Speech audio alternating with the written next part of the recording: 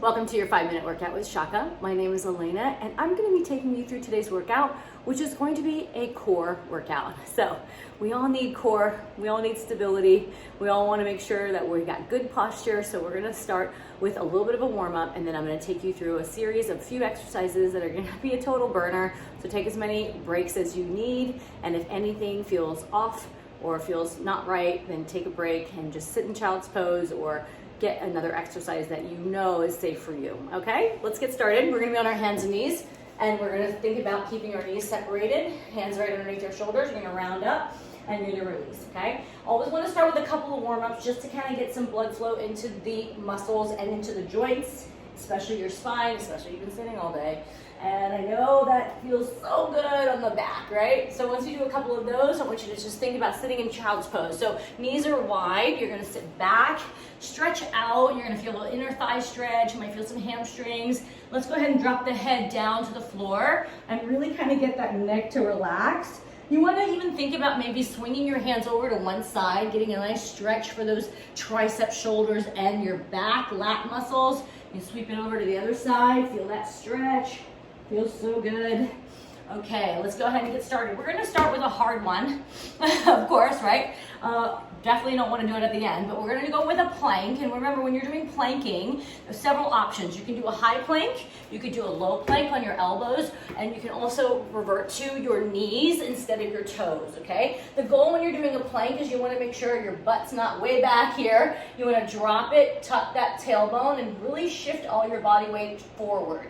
Okay, so when you're in that plank, I want you to think pulling your abdominals in. So think abs in tight without rounding the spine. It's kind of like if I said brace for a punch. If I was gonna sucker punch you in the stomach, you're gonna brace for it, right? And that's really what engaging means, right? So we're gonna get down into our plank position and we're gonna hold here, and we wanna hold for like at least 30 seconds, right? And if you need to make it a little bit more challenging, you're gonna add a little bit of some toe tapping side to side. Here we go, 3, 2, 1. You're gonna hold here. Think about that broomstick on your back from your head all the way down to your tailbone. Pull it in and hold tight. Now, if you find yourself saying, this is easy, coach, I can handle this plank, let's start tapping toe side to side, okay? Remember, not letting yourself really sway too much in your torso. Everything is still straight. You still have that broomstick on your back. You've got 15 seconds to go. So keep breathing, keep bracing. If at any time you need to drop to your knees again, take that option. You've got last 5, 4, 3, 2, and rest. Good job. Come down to your stomach and we're going right into Supermans. Now, with your Supermans, a couple of options. You can do opposite arm, opposite leg, or you can do all 4 off the ground like you're skydiving and releasing. So we're gonna do 10 of those. Let's begin. 10, 9, 8, 7. We don't want to go too high. We want to lengthen. Thinking about reaching for something in front of you and touching your toes to the back. Last 3, keep your head down.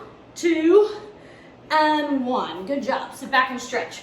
Supermans are so important because it really strengthens that lower back, especially for a lot of us who sit at a desk.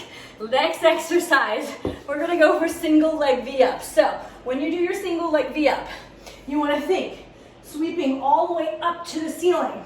If you can't get the leg and the shoulders off the ground together, just go with the upper body. Here we go, 10 of these. Here's 10, 9, 8, 7, 6, 5. Look how I'm using momentum here. 4, 3, 2, and 1. Release. Excellent work.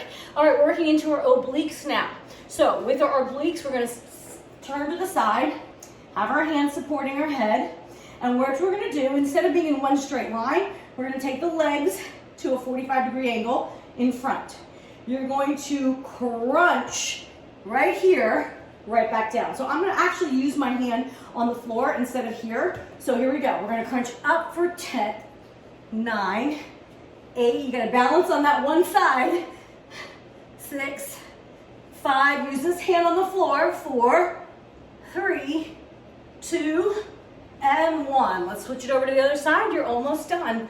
Just last round here. So angle yourself down on the floor. Start in this straight line.